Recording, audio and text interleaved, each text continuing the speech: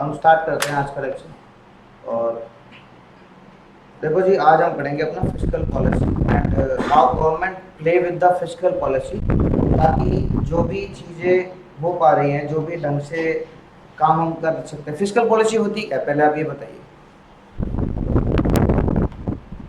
What do you stand by the fiscal policy? Sir fiscal policy ये होती है।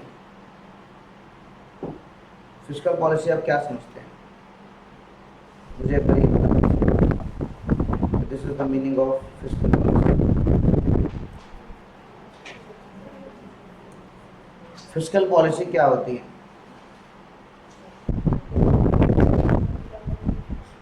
हाँ जी,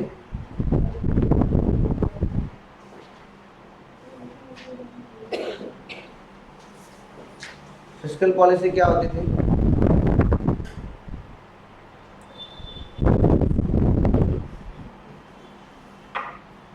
फिस्कल पॉलिसी होती है जब गवर्नमेंट टैक्सेशन के साथ प्ले करती है। क्लियर? किसके साथ प्ले करती है? टैक्सेशन के साथ। ठीक है, तो इसे कहते हैं फिस्कल पॉलिसी। क्लियर? और अगर हम बात करें टैक्सेशन के साथ प्ले करने का मतलब है अमीरों से ज़्यादा टैक्स लेना और गरीबों से कम टैक्स लेना। ठीक है, या फिर गरीबों को आप रिबेट भी दे सकते हैं। दिस इज नॉन एज हमारा टैक्सेशन पॉलिसी। ठीक है, and this is known as fiscation, हाँ, फिस्कल टैक्स पॉलिसी। क्लियर? अभी अगर हम बात करते हैं अराउंड किस चीज़ के बारे में, कि ये सब से गवर्नमेंट प्ले कैसे करती है। जैसे आपने बोला कि गवर्नमेंट हमेशा ट्राई करती है कि अमीरों से ज़्यादा टैक्स लिया जाए और गरीबों से कम टैक्स लिया जाए, तो this is how government play with it. Clear? And अभी आपका व्यू पूरा बन गया। ठीक है ना? तो अगर हम बात करें गवर्नमेंट बजट की, तो इसके लिए सबसे पावरफुल टूल क्या है? Government budget. ठीक है, और गवर्नमेंट बजट के अंदर वही सब कुछ चेक हो जाता है। Government budget is the one among the most powerful instrument of the economic policy. ठीक है, और इम्पोर्टेंट टूल है गवर्नमेंट बजट किस चीज़ के लिए? गवर्नमेंट के लिए। ठीक है, इकोनॉमी सारी किस पे चलती है? गवर्नमेंट बजट पे। क्लियर? फिस्कल पॉलिसी जो है ना, बहुत बड़ा टूल है। मैं आपको बता रहा हूँ, टैक्स की मार बहुत बड़ी मार होती है। ठीक है, जब टैक्स लगना शुरू होता है ना, तो इंसान को बिल्कुल पसंद नहीं होता, क्योंकि वो एक ऐसा पार्ट है जो उसके लिए क्या है? एक्सपेंस है। तो जब आप लोग टैक्स भरेंगे तो आपको अच्छा लगेगा? नहीं लगेगा ना, बट भरना चाहिए। ठीक है ना, क्योंकि नहीं भरोगे तो आपको वेरियस टैक्स मतलब पेनल्टीज का सामना करना पड़ेगा। There is no way to out or escape, right? You have to pay the tax. If you are earning you have to pay the tax. These are the guidelines जो हमें मिली हुई है। ठीक है, और दीज आर द थिंग्स कि government कैसे फिस्कल पॉलिसी के साथ खेलती है अलग अलग जगहों पे। ठीक है, जिससे वो इकोनॉमी के अंदर वेलफेयर लाती है और सुधार लाती है। ये आपका इंट्रोडक्शन था इस चैप्टर का, कि हमने ये चैप्टर पढ़ना है। ठीक है जी, अगला आता है what is market mechanism. What is market mechanism?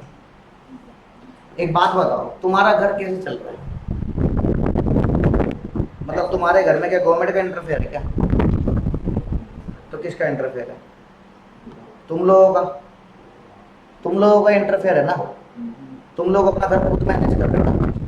ठीक है ना, तो जब तुम लोग अपना घर खुद मैनेज कर रहे हो तो गवर्नमेंट तो इसमें इंटरफेयर नहीं कर रही, राइट? जब गवर्नमेंट इसमें इंटरफेयर नहीं कर रही तो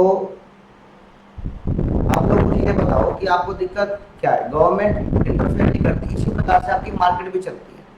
मार्केट में भी गवर्नमेंट इंटरफेयर नहीं करती है कभी भी। मार्केट का खुद का एक मैकेनिज्म है, मार्केट मैकेनिज्म, जो अपने आप चलता है और गवर्नमेंट उसमें इंटरफेयर नहीं करती है। अगर गवर्नमेंट इंटरफेयर करेगी तो थोड़ा दिक्कत हो जाएगा। जब तक चीज़ें सही चल रही हैं गवर्नमेंट अलाउ करती है फ्री प्ले।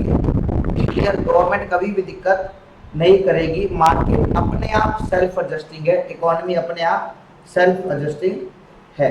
क्लियर? आई बात समझ में? जीडीपी प्रोड्यूस होता है, मार्केट अपने आप चलती है, मार्केट जानती है कैसे उसको अपना फुल कैपेसिटी यूज करना है। आप लोग जानते हो ना आपको अपना समय कैसे यूज करना है, राइट? आप लोग ये भी जानते हो कि आपको कैसे अपना फुल कैपेसिटी यूज करना है ना? तो इसी प्रकार से जो हमारी मार्केट है वो भी जानती है कि अपना फुल कैपेसिटी कैसे यूज करना है, राइट? आई बात समझ में? Now if you talk about the significance, अभी तो जब गवर्नमेंट एक रोल प्ले कर रही है, ठीक है, आप लोगों को छूट दे रही है, ठीक है, इसे कहते हैं हम लेजर फेयर अप्रोच। आपने बिजनेस में पढ़ा होगा ये, इसका मतलब होता है फ्री अप्रोच।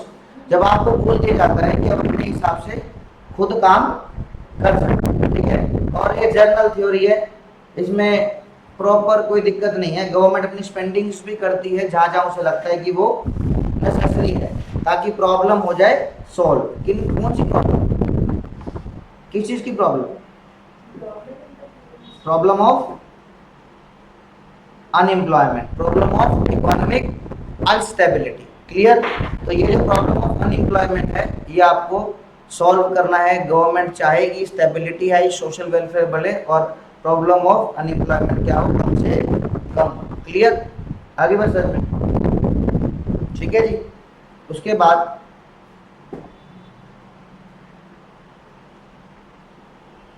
हमारे पास कुछ ऑब्जेक्टिव्स आ जाते हैं, ठीक है, अभी स्क्रीन पूरा आ रहा है ना। ऑब्जेक्टिव्स आ जाते हैं, ऑब्जेक्टिव्स के अंदर आता है हमारे पास, इट इज द रिस्पॉन्सिबिलिटी। जो जो मैंने येलो मार्क कर रखा है, आगे से आप अपनी क्लास में हाइलाइटर्स लेके आएंगे, ठीक है, buy good quality of highlighter, ठीक है, और उसको आप हाईलाइट करेंगे, ठीक है। उसके बाद रिस्पॉन्सिबिलिटी ऑफ द गवर्नमेंट क्या है भाई, रिस्पॉन्सिबिलिटी क्या है?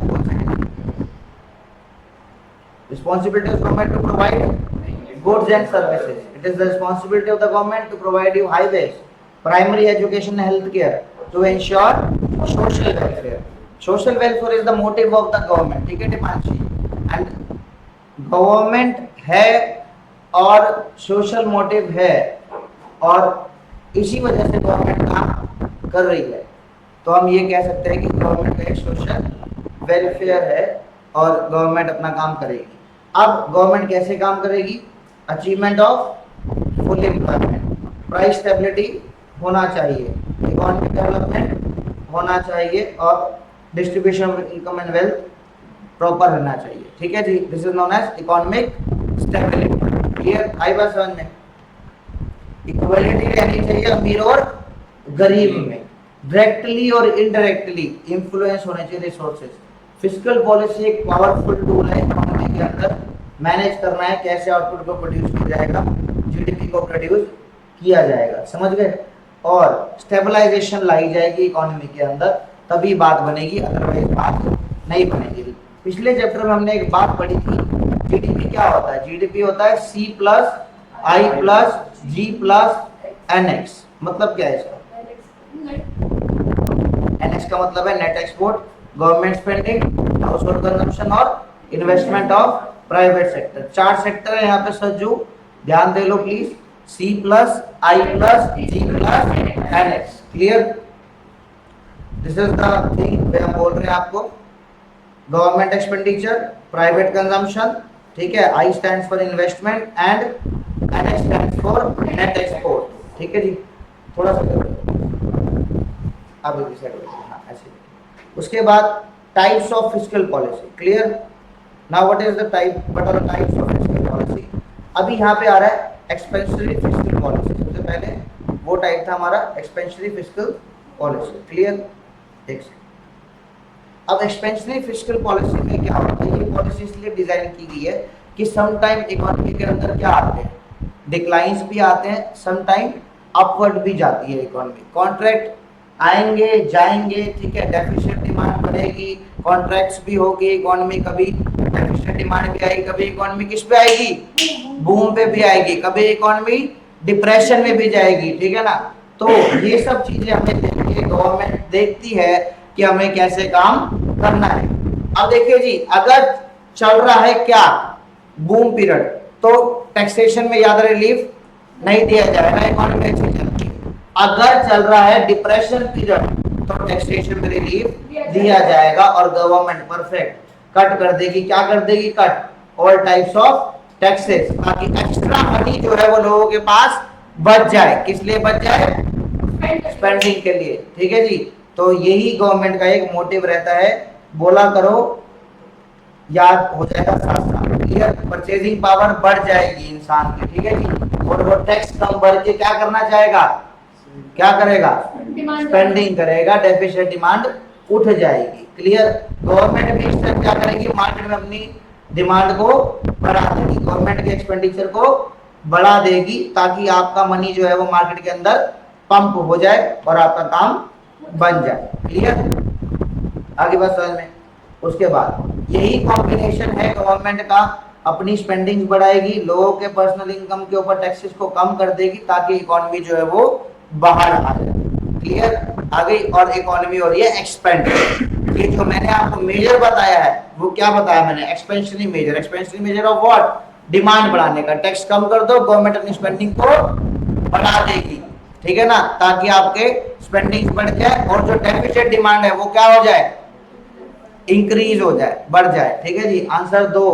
अब आता है इसका कौन सा, अपोजिट, ठीक है ना, कॉन्ट्रैक्शन डिमांड। इसमें अपोजिट क्या होगा, सबसे पहले क्या करेगी गवर्नमेंट, डिक्रीज कर देगी। ठीक है, इन्फ्लेशन चल रही है जी, सबसे पहले क्या कर दो, डिक्रीज कर दो गवर्नमेंट स्पेंडिंग। बोलो, बार बार बोल रहा हूं। उसके बाद increase in the personal taxes and business taxes, ताकि जो आपके टैक्सेस हैं वो बढ़ जाए और स्पेंडिंग आपकी कम हो जाए। परफेक्ट। आपकी एग्रीगेट डिमांड जो हो जाएगी वो क्या हो जाएगी, श्रिंक हो जाएगी। देखो मैंने बना रखे हैं, टिक मार्क लगा रखे हैं, ठीक है ना। टैक्सेस को बढ़ा दो, इंक्रीज इन टैक्सेस, प्रॉफिट आपके कम हो जाएंगे, स्पेंडिंग आपकी कम हो जाएगी। गवर्नमेंट ऐसा कब करेगी, at the time of deflation या फिर इन्फ्लेशन। मेरा क्वेश्चन है ये, डिफ्लेशन में करेगी सारे के सारे टैक्सेस। डिफ्लेशन तो मतलब होता है डिमांड चल ही नहीं रही, जब बढ़ाएगी। तो ये जब जो मैंने आपको पढ़ाया है, अपना स्पेंडिंग्स कम करना, टैक्सेस को बढ़ा देना, वो कब होगा सज्जू, इन्फ्लेशन के टाइम पे होगा, ना कि डिफ्लेशन के टाइम पे। क्लियर। उठ के आगे आ जा, आगे बात समझ में, ठीक है जी। चले आगे, आगे सजो रिस्पॉन्स चाहिए मेरे को, ठीक है। अब आता है गवर्नमेंट स्पेंडिंग। देखो जी, गवर्नमेंट के कुछ ना कुछ खर्चे हैं, ठीक है। गवर्नमेंट कभी अपनी चीजों को बढ़ाएगी, डिटरमाइन करेगी, फिस्कल पॉलिसी रिलेटेड डिसीजन लेगी, कभी टैक्स को बढ़ाएगी, कभी टैक्स को घटाएगी, ठीक है ना। तो कभी टैक्स को उसका काम है बढ़ाना और कभी टैक्स को उसका काम है घटाना। अब गवर्नमेंट स्पेंडिंग करती क्यों है, पहली बात तो ये, गवर्नमेंट खर्चा क्यों करती है, मुझे ये बताओ। सोशल वेलफेयर के लिए, राइट टू, ये यहाँ लिखे हैं, देखो आंसर आपका यहाँ लिखा है, day to day running of the government, ठीक है, कैपिटल एंड इंफ्रास्ट्रक्चर इक्विपमेंट्स बढ़ाने के लिए गवर्नमेंट के, और जो आपका गवर्नमेंट ट्रांसफर पेमेंट है वो भी। What are the examples of transfer payment, transfer payment के एग्जांपल्स क्या है। सबसे पहले क्वेश्चन मेरा ये है कि ट्रांसफर पेमेंट होती क्या है, एक एक करके आंसर दीजिए, अच्छा लगेगा। डायरेक्ट बेनिफिट तो मिल रहा है, क्यों नहीं मिल रहा, बेनिफिट तो मेरे को ही मिल रहा है, मेरे को आप पैसे दो, अभी दो, मेरे को बहुत बेनिफिट है। हाँ, आंसर ये है कि आप रिटर्न में कुछ नहीं दे रहे, बेनिफिट क्यों नहीं मिल रहा। आप मुझे गिफ्ट दे दो पैसे 5,000 में, मेरे को बहुत बेनिफिट है। क्लियर। तो बेनिफिट तो है नहीं, डायरेक्ट बेनिफिट है। ट्रांसफर पेमेंट और दोज पेमेंट इन विच आप कुछ उनको रिटर्न में बेनिफिट नहीं दे रहे, आपका आंसर ये है। क्लियर। आपको तो बेनिफिट मिलेगा, आपको खर्चे मिलते हैं ना, घर कुछ समथिंग पॉकेट मनी मिलती है, तो आपको बेनिफिट नहीं मिलता है ना, खुश हो जाते हैं, खुशी की लहर आ जाती है आपके माथे पे, है ना। ठीक है, उसके बाद आप देखो जी, ड्यूरिंग रिसेशन क्या होता है, रिसेशन होगा, मंदा चल रहा है तो क्या होगा, मंदा चलेगा तो उठेगा कैसे, हाँ, तो गवर्नमेंट टैक्सेस क्या करेगी, कम कर देगी, अपने काम को बढ़ा देगी। अभी आपको टैक्सेस नहीं है, अभी आपको गवर्नमेंट एक्सपेंडिचर की बात करनी है बस, आप फिस्कल की बात नहीं करेंगे, अभी आपको सिर्फ गवर्नमेंट का खर्चा सीखना है। अभी जब मंदा होगा तो गवर्नमेंट क्या करेगी, अपना खर्चे को बढ़ाएगी। आपका आंसर जो होना चाहिए सिर्फ वो खर्चों के लिए होना चाहिए। आप क्वेश्चन ध्यान से पढ़िए, क्वेश्चन का जो हेडिंग है वो क्या है, हेडिंग पढ़ो, गवर्नमेंट एक्सपेंडिचर। तो आप फिस्कल पॉलिसी का आंसर क्यों आ रहा है, समझ गए।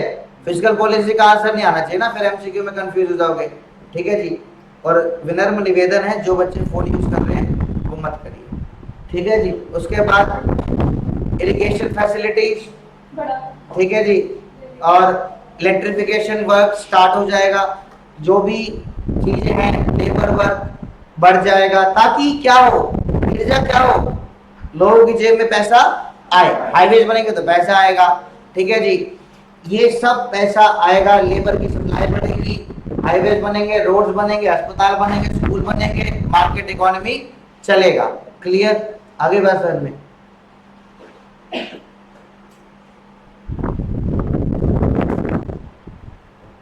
ठीक है, और ये सब कुछ है एमपीसी पे। जितना बड़ा एमपीसी बढ़ेगा उतना आपका एक्सपेंशन होगा। What is MPC? Marginal propensity to consume.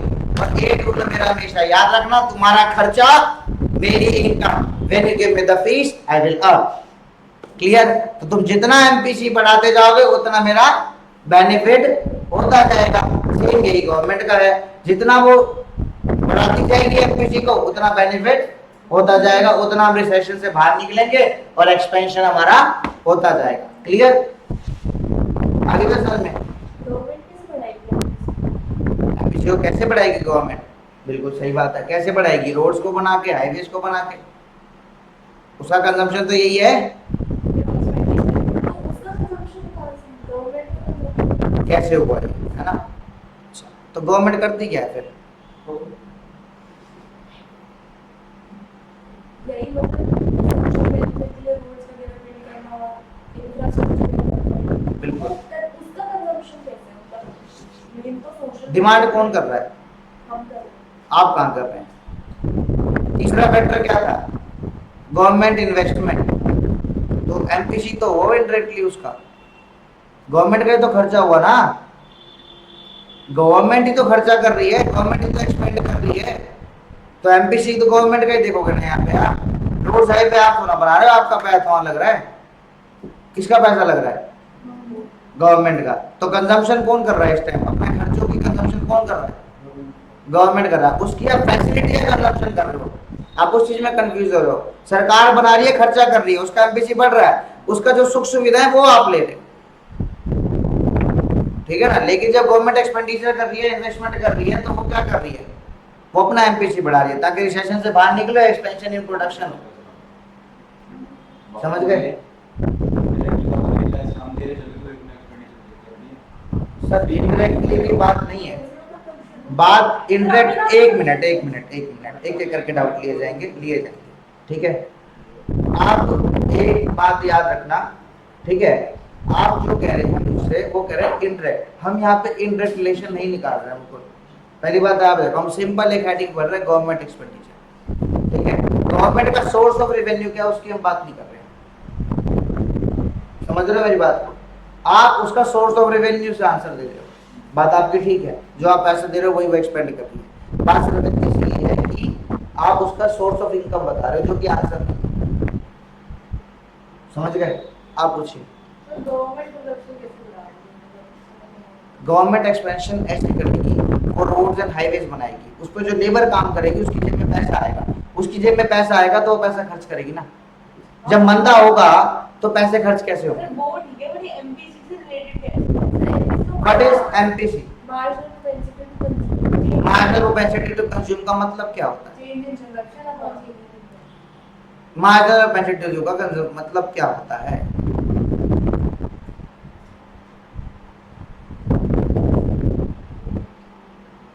मतलब उसका ये होता है, आप कितना कंजम्पशन कर रहे हैं अपनी इनकम के हिसाब से। जब आप इनकम, गवर्नमेंट के पास इनकम तो आ ही रही है, और वो अपना जब कंजम्पशन बढ़ा रही है, कंजम्पशन किस रूप में बढ़ा रही है? आपको सेवाएं देने के रूप में बढ़ा रही है ना, तो वही तो एमपीसी कर रही है। समझ गए? क्लियर? ठीक है जी, आई बात समझ में? ठीक है। उसके बाद एडिशनली गवर्नमेंट स्ट्रेंथन कर रही है, जर्नल कॉन्फिडेंस लेके आ रही है, विलिंगनेस कर रही है इन्वेस्टिंग के लिए। अगर गवर्नमेंट, अब आप देखो, गवर्नमेंट इन्वेस्ट ही ना करे तो आप कैसे निकलोगे बाहर रिसेशन से? नहीं निकल पाओगे ना। इकोनॉमिक बूस्ट तभी होगी जब तुम मेहनत करोगे, गवर्नमेंट मेहनत करेगी। ठीक है। अब गवर्नमेंट अगर अपना खर्चा बढ़ाएगी तो वो जो भी खर्चा बढ़ाएगी वो भी तो कहीं से डिमांड करेगी चीजों को, सीमेंट लाएगी, क्रशर लाएगी, 36 चीजें और लाएगी, जो टेंडर देगी भाई। उस टेंडर में जो कंपनियां काम करती हैं उन्हें पैसा मिलेगा, और जो पैसा कमाएंगे वो वापस किस में आएगा? इकोनॉमी में आएगा ना। पढ़ा है ना, प्रोडक्शन फेज, डिस्ट्रीब्यूशन फेज, है ना। फिर घूम फिर के तो वही चक्र है, पैसा लाना है इकोनॉमी में। वो कैसे आएगा? हाईवेज बनाओ, रोड्स बनाओ, ठीक है ना। जब लोगों का पैसा आ जाएगा फिर डिमांड अपने आप चालू हो जाएगी। अब आई बात समझ में? क्लियर हुआ डाउट तनु जी? हो गया डाउट क्लियर? उसके बाद अब आते हैं हम टैक्सेशन पॉलिसी पे, ठीक है। अब देखो इसका उल्टा, जब इन्फ्लेशन होती है, ठीक है, तो गवर्नमेंट कहेगी मैं अपने एक्सपेंडिचर रोक देती हूँ, कम कर देती हूँ। क्यों? क्योंकि महंगाई बढ़ रही है। अगर मैं एक्सपेंडिचर करूंगी तो लोगों की जेब में और पैसा आएगा, और अगर लोगों की जेब में और पैसा आएगा तो और डिमांड बढ़ेगी, और जो डिमांड बढ़ेगी उससे क्या होगा? उससे महंगाई फिर से बढ़ेगी, ठीक है। आ गया तो ये हो जाएगा हमारा, क्या हो जाएगा? Government reduction in the case of inflation. तो एक रूल निकाल लो अपना, आई फॉर इन्फ्लेशन होता है, लेकिन यहाँ पे उल्टा चलेगा, यहाँ पे हो जाएगा डिक्रीज इन गवर्नमेंट स्पेंडिंग्स, ठीक है। जब इन्फ्लेशन होगा हमारा तो क्या होगा? Decrease in government spending. Inflation के अंदर क्या हो जाएगा? डिक्रीज इन गवर्नमेंट स्पेंडिंग्स, ठीक है जी। और जब क्या होगा? डिफ्लेशन होगा तो increase in government spending. Clear कर लो, ठीक है। उसके बाद हमारे पास आता है taxation policy. Again what is taxation policy? Tax का बढ़ाना, फिस्कल पॉलिसी से खेलना, ठीक है। जब इन्फ्लेशन रिसेशन होगा तो क्या करेगी गवर्नमेंट? डिप्रेशन होगा, प्राइवेट कंजम्पशन को बढ़ाना चाहेगी, वेरी गुड। प्राइवेट कंजम्पशन को बढ़ाने के लिए क्या करना पड़ेगा? टैक्स कम करना पड़ेगा। जितने भी मैंने निशान लगा रखे हैं, मार्किंग कर रखी है, कर लेना, बार बार बोल रहा हूँ, ठीक है जी। और फिस्कल पॉलिसी होती है टैक्स रेट को बढ़ाना या फिर घटाना। क्लियर? अभी लो corporate tax increases the prospectus of the profit of the business. अगर तुम्हारे ऊपर टैक्स कम लगाए जाएंगे तो तुम ज्यादा इन्वेस्ट करोगे, ठीक है ना। और तुम ज्यादा इन्वेस्ट करोगे तो तुम्हारे पास कंजम्पशन बढ़ जाएगी, बिकॉज तुम्हारे प्रॉफिट्स जो है वो बढ़ गए हैं। क्लियर? और ड्यूरिंग इन्फ्लेशन में क्या होगा? इंसान के पर काटने हैं। हिंदी में बात करूं तो क्या करना है? उसका टैक्स बढ़ा देंगे। Wife of the surplus purchasing power, इसका मतलब है हिंदी में उसके पर काट दो, उसका उछलना बंद कर दो, उसकी डिमांड पर रोक लगा दो। और वो रोक कैसे लगाई जाएगी? टैक्स को बढ़ा के, और स्पेंडिंग कम हो जाएगी। क्लियर? तो यहां से एक रूल निकाल लेते हैं टैक्सेशन के लिए। क्या रूल बनेंगे जी?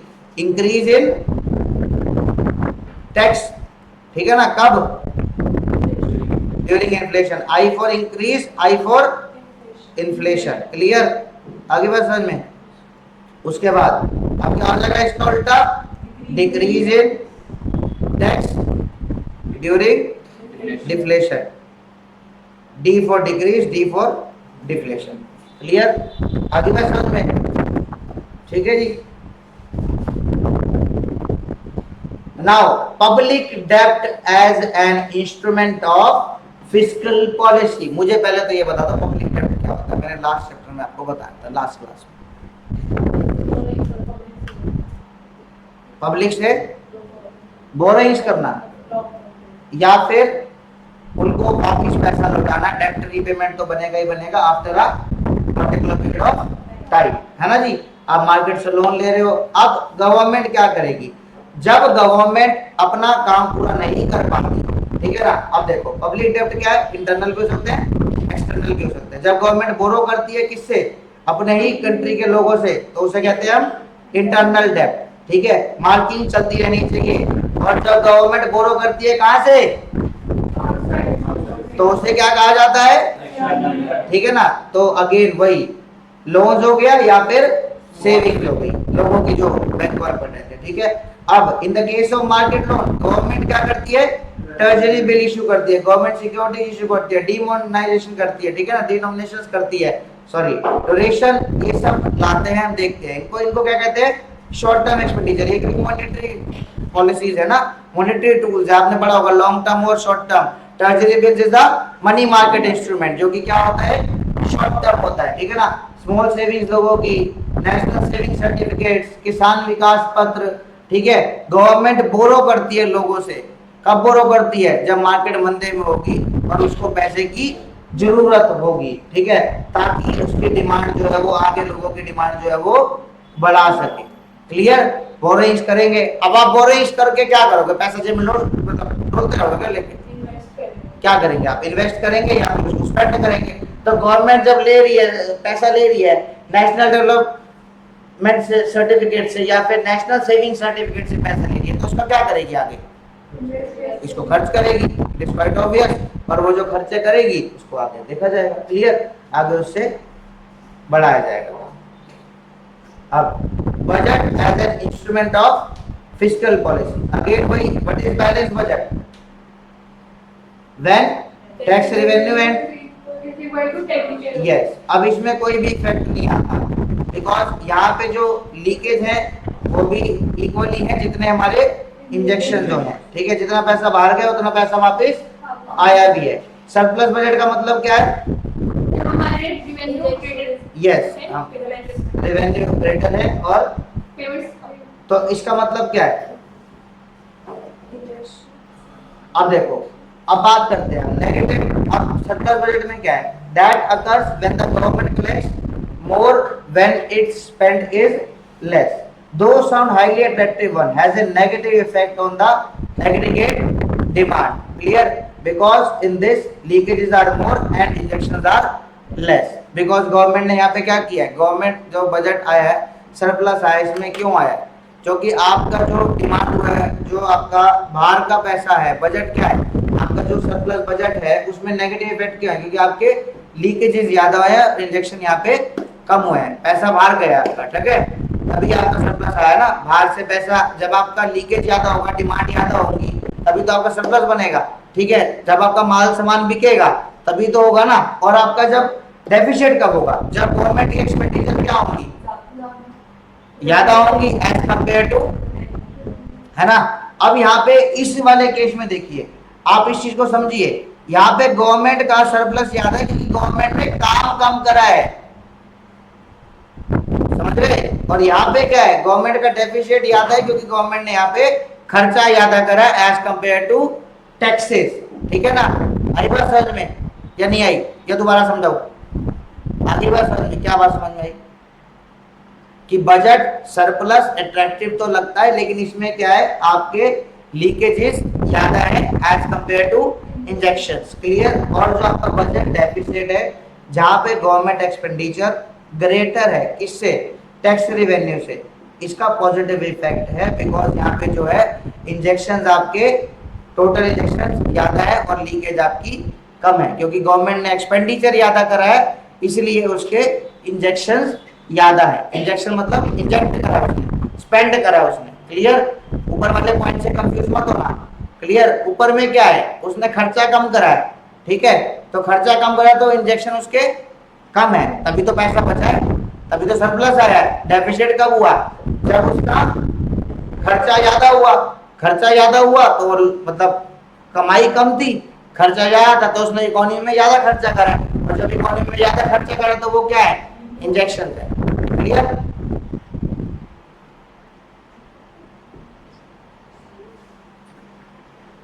उल्टा नहीं बोला जी, क्लियर। उसके बाद फिस्कल पॉलिसी के अंदर आगे चलते हैं। Fiscal policy for a long economic growth, fiscal policy का पॉजिटिव इफेक्ट होता है जब आपको मॉडर्नाइजेशन से सपोर्ट करना होता है, ठीक है, सस्टेनेबल डेवलपमेंट करनी होती है, सोशल आउटवेयर आप यहाँ पे ज्यादा देखते हैं। अब यहाँ पे फिस्कल पॉलिसी में क्या होता है, इन्वॉल्व होता है infrastructure spending generally have positive supply side effect when the government support building a modern infrastructure, the quality private sector is provided with the requisites oversight। मतलब आपको क्या मिलेगा, पैसा दिया जाएगा, ठीक है, सपोर्ट दिया जाएगा, ताकि आप क्या करें, उस सपोर्ट को लेके आगे बढ़े। गवर्नमेंट प्रोविजन बनाएगी, किस चीज के लिए प्रोविजन बनाएगी, सचू किसके लिए प्रोविजन बनाएगी, एजुकेशन के लिए, हेल्थ केयर के लिए, है ना, न्यूट्रिशन के लिए, ताकि आप आगे बढ़े, ठीक है। गवर्नमेंट स्पेंडिंग अच्छी होंगी, इससे क्या होगा, एजुकेशन बढ़ेगा, हेल्थ केयर बढ़ेगा, न्यूट्रिशन बढ़ेगा, डेवलपमेंट बनेगा, तो इससे क्या होगा, yes very good, human capital बढ़ेगा, ठीक है ना। और ह्यूमन कैपिटल बढ़ेगा तो आपका फिजिकल कैपिटल जो है वो ज्यादा प्रोडक्टिव होगा, ज्यादा बढ़ेगा, ठीक है ना। अब टैक्सेस का इफेक्ट होता है, या तो वो लोगों को एनकरेज कर सकते हैं या फिर लोगों को डिस्करेज कर सकते हैं। जब आप टैक्सेस बढ़ा दोगे तो वो डिस्करेज हो जाएंगे, किस लिए, खर्चा करने के लिए, क्योंकि पैसे ही नहीं बचेगा, क्लियर। अगर आप टैक्सेस कम कर दोगे तो वो इन्वेस्टमेंट ज्यादा कर देंगे, क्लियर। और जब आप टैक्सेस बढ़ा दोगे तो फिर वो खर्चा ही नहीं कर पाएंगे, ठीक है जी।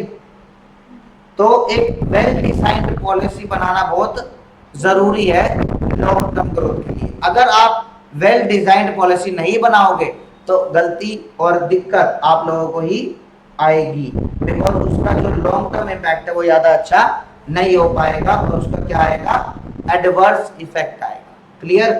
ये हमारा ये वाला पॉइंट कहता है, कौन से वाला, ये वाला, ठीक है। अब उसके बाद again tax and spending policies again market को करेक्ट करने के लिए करी जा सकती है, जैसे अभी हमने सिचुएशन पढ़ी इन्फ्लेशन और डिफ्लेशन की, ठीक है ना। एनवायरमेंट टैक्सेस को इंक्रीज करोगे, अगेन वही कॉस्ट ऑफ फर्म्स बढ़ेगी, जिससे क्या होगा, वो अपना आउटपुट कम कर देंगे, जिसका कौन सा बेनिफिट होगा, सोशल वेलफेयर बेनिफिट होगा। बिकॉज अगर मैं एनवायरमेंट टैक्स लगा दूंगा तो क्या होगा, इसका बेनिफिट, पॉल्यूशन कम होगा, जिसका सोशल बेनिफिट होगा। पिछले चैप्टर में हमने डिस्कस किया था सोशल कॉस्ट का, है ना। और अगर मैं सब्सिडीज दूंगा तो उससे क्या होगा, फार्मर को फायदा होगा, प्रोड्यूसर को फायदा होगा, वो ज्यादा प्रोड्यूस करेगा। अब फिस्कल पॉलिसी में इनइक्वालिटीज कैसे कम करने में यूज करूंगा, देखो जी, there is a general inequality in India, some people have more money, some people have less money. कई लोग इलिटरेट हैं, कई लोग पॉवर्टी से जूझ रहे हैं, कई लोग अनएम्प्लॉयड हैं, तो ये जरूरी नहीं है कि उन लोगों से भी सेम टैक्स लिया जाए जो कि अमीरों से लिया जा रहा है। So there is a two, यहाँ पे एक पहला पॉइंट जो है वो है a progressive direct system. What is progressive direct system, क्या होता है, यस, अमीरों से ज्यादा टैक्स लिया जाए, that those who have a greater ability to contribute should pay more tax as compared to those who have a low income, right। और indirect tax भी इसमें एक गेम आ जाता है। दूसरा क्या है, ये तो आपका डायरेक्ट हो गया ना, मेन आपका यहाँ पे बात किसकी की है, डायरेक्ट टैक्स सिस्टम की। जो कम कमा रहा है उससे कम टैक्स लो, और जो ज्यादा कमा रहा है उससे ज्यादा टैक्स लो, क्लियर। अब यहाँ एक और बात आती है इनडायरेक्ट टैक्सेस की, वो क्या होती है जी, इनडायरेक्ट टैक्सेस होते हैं लग्जरी और necessity. When you are buying luxury तो आपके ऊपर टैक्स लगाया जाएगा ज्यादा, और जब आप नेसेसिटी बाय करते हैं तो आपके ऊपर टैक्स लगाया जाएगा कम, क्लियर। आगे बात समझ में।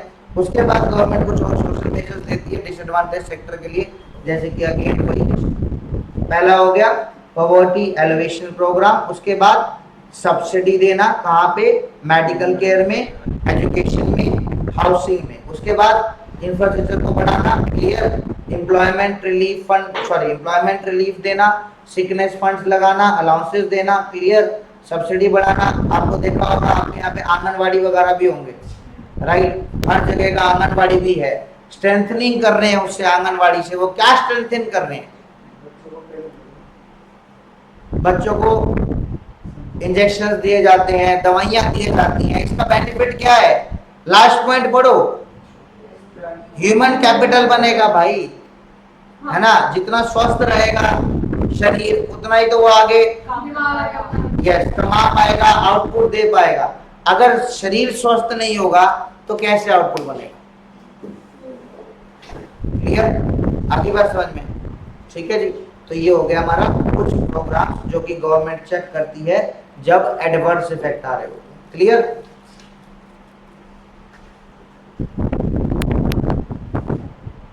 अब एक बात याद रखना, ये जो आपका टैक्स सिस्टम है डायरेक्ट, ये बहुत इफेक्ट करता है सेविंग और इन्वेस्टमेंट को। जब आप मेरे से ज्यादा टैक्स लोगे, मेरे पास पैसा नहीं बचेगा तो मैं डिमांड कम करूंगा। अगर आप मेरे से कम टैक्स लोगे, मेरे पास पैसा बचेगा, मैं खुशी खुशी कुछ बाय कर लूंगा, क्लियर।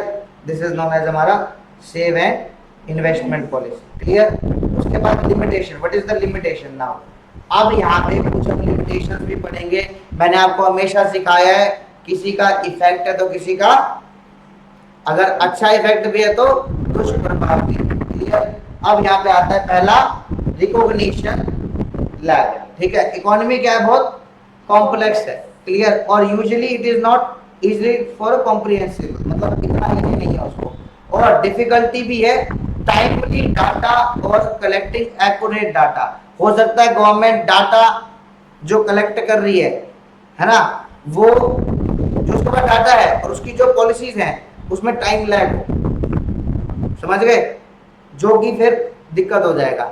जैसे जैसे आपके पास डाटा आ रहा है उसी हिसाब से आपको जल्दी जल्दी इंप्लीमेंटेशन करना पड़ेगा। अगर आपका डिले इन इंप्लीमेंटेशन हो गया तो इसके दुष्प्रभाव आ जाएंगे। क्लियर।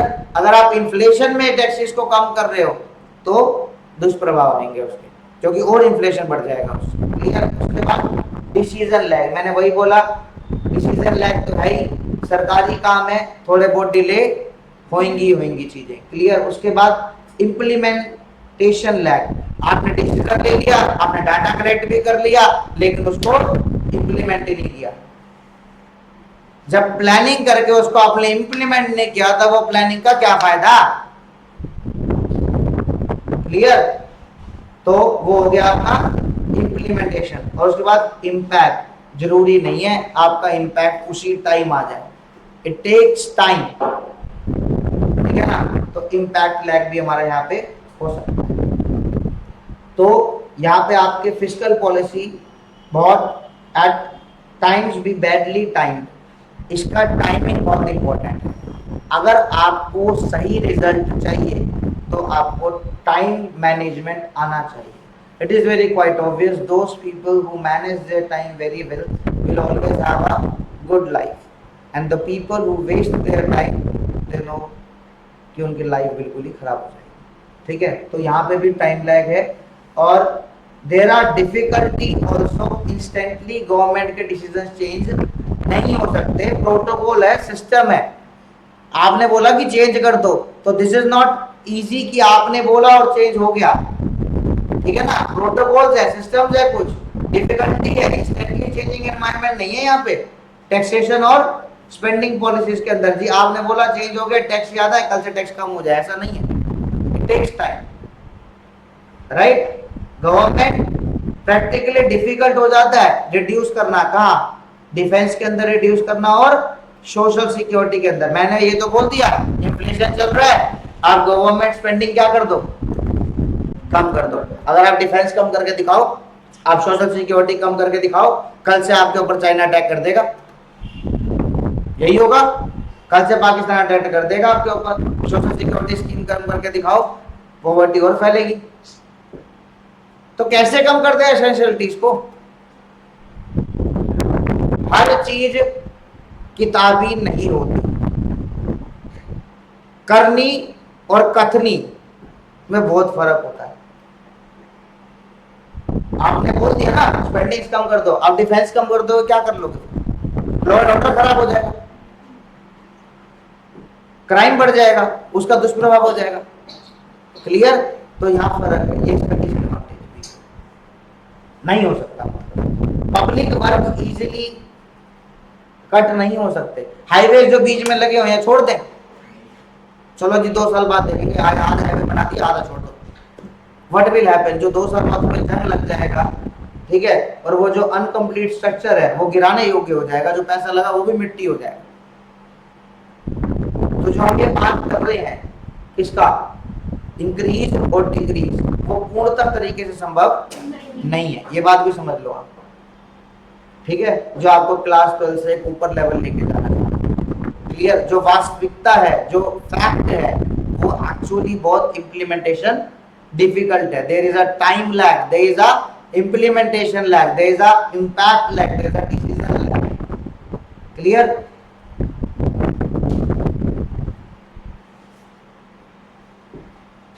अब देखो अगेन वही मैंने तो बोला था ना, अगर तुम ज्यादा टैक्स लगाओगे किनसे, रिच पीपल से, तो मैं कहूं मेरे को बिजनेस नहीं बढ़ाना, तुम टैक्स ज्यादा लोगे तो इसका दुष्प्रभाव किसके ऊपर है? मेरे ऊपर। मैं बिजनेस बढ़ाऊं, टैक्स ज्यादा लगा दोगे तो मेरा तो डिस्करेज हो गया ना, मैं तो डिस्करेज में चल जाऊंगा। मेरा मतलब why I am willing to pay more or to invest more, because I will invest more, it will increase the size of my business, ultimately I have to pay the tax, increasing of more burden on the head of tax. तो क्या फायदा? तो कई economist opinion के भी हैं, वो उन्हें दिक्कत करते हैं और इसका एडवर्सली इफेक्ट भी हो सकता है। क्लियर? डेफिसिट फाइनेंसिंग क्या होता है? परचेजिंग पावर बढ़ा देती है। आपने डेफिसिट फाइनेंसिंग पढ़ा है क्या होता है? बताओ क्या होता है? पढ़ा है आपने?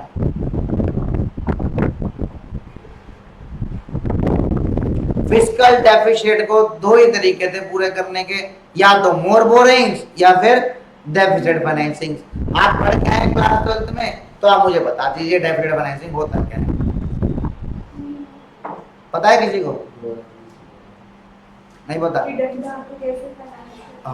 Very good. मैंने आपसे इंटरप्रिटेशन नहीं पूछी थी, इस शब्द का अर्थ क्या है, उसका अर्थ क्या है, ये आर्ट कैसे लगता है ये बताइए। Printing of more notes.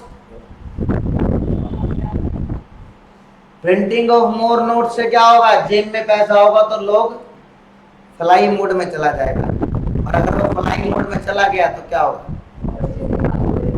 Purchasing power उनकी बढ़ जाएगी, है ना। हम तो चले थे इन्फ्लेशन कम करने, और यहाँ तो और बढ़ गई परचेजिंग पावर, और जब पैसा आया तो इन्फ्लेशन और बढ़ गया। अब क्या करोगे? मतलब फंस गए ना, फिर टैक्स बढ़ाओगे तो फिर डिस्करेज हो जाएगा। तो इतना इजी नहीं है ना, लिमिटेशन तो हुआ, फंस गए ना। क्लियर? जितना ज्यादा पैसा छापते हैं उतनी महंगाई बढ़ती है ना। जब खर्ची 5 रुपए मिलती थी तो 5 रुपए का हिसाब था, 10 रुपए फंडे बन जाता था, है ना। ऐसा भी था ना, एक ओएस लिया, एक आई स्टिल रिमेम्बर, एक लेज लिया और एक कोल्ड ड्रिंक ली, and it cost around 50 rupees at that time, और मेरा फंडे बन जाता था, राइट।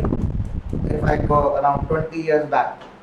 क्लियर? और आज की बात अगर मैं करूं तो वट इज 50 रुपए स्कूल जाने तक के लग जाएंगे, राइट। तो अगेन वही बात है, जितना पैसा होगा उतना बढ़ाओगे। क्लियर? उसके बाद अगला आता है इंक्रीज इन गवर्नमेंट बोरोइंग्स, उधारी के ऊपर और उधारी, ठीक है ना। मुकुल से लिए पैसे, तन्नू को दे, तन्नू से पैसे लिए अलीशा को दे दिए, अलीशा से पैसे लिए जिया को दे दिए, जिया से पैसे लिए वापिस उधारी से निर्जा को दे दिए। मैं मस्त बस टॉपिक घुमा रहा हूँ। इसने पैसे मांगे तो तन्नू से लेके दे दिए, तन्नू ने पैसे मांगे तो अलीशा से लेके दे दिए, अलीशा ने मांगे तो जिया से लेके दे दिए, जिया से मांगे तो होता ही है ना ऐसे। लेकिन बोरोइंग्स अगर चढ़ती जाए, ये तो तब अच्छी बात है जब आप अपना उधारी चुका रहे हैं, लेकिन अगर आप उधारी नहीं चुकाए, आपकी बात मान रहा हूँ, तो क्या हो गया? वही तो बात है, यही तो डिफिकल्टी आएगी। अब जिया ने मना कर दिया पैसा देने से, फिर फंस गए। क्लियर? आईएमएफ से पैसा लोगे, ब्याज भरोगे। क्लियर? देश भी तो ऐसे करेगा, आईएमएफ से पैसा लेगा तो बोरिंग्स के ऊपर और बोरिंग्स। क्लियर? चुका तो रहा हूं मैं उधार, मैंने कब कहा? इसको भी ब्याज समेत दिया, इसको भी ब्याज समेत दिया, इसको भी ब्याज समेत दिया, उसको भी ब्याज समेत पैसा वापस किया, उसको भी ब्याज समेत किया। 100 रुपए से उधारी हुई थी, लास्ट में 1000 रुपए तक की उधारी चढ़ी हुई आज।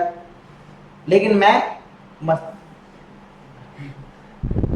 क्लियर?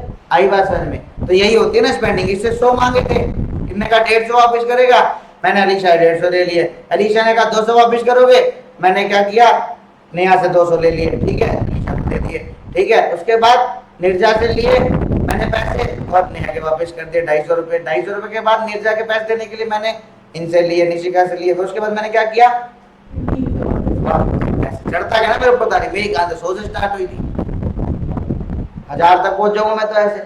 यही होता रहता है, बर्डन के ऊपर बर्डन। और क्रिएट किसके ऊपर होता है बर्डन? गवर्नमेंट को होता है। मैंने उस दिन भी यही कहा था, गवर्नमेंट आती रहेंगी, सरकारें आती रहेंगी, जाती रहेंगी, किसके ऊपर होगा? लोगों के ऊपर होगा या फिर देश के ऊपर होगा। देश में कमी। क्लियर?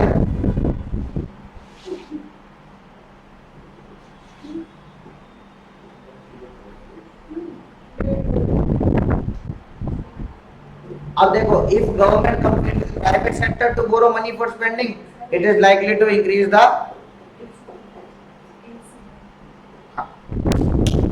अभी गवर्नमेंट का अगर स्पेंडिंग, गवर्नमेंट अगर कंप्लीट करती है किससे, प्राइवेट सेक्टर से, टू बोरो फॉर स्पेंडिंग, तो क्या होगा, प्राइवेट सेक्टर तो कहेगा जी हम समाज सेवा के लिए नहीं है, हमें तो ब्याज ज्यादा चाहिए, तो और महंगा पड़ता है। क्लियर? तो ये इतना आसान नहीं है। अब लास्ट टॉपिक है crowding out. What is crowding out?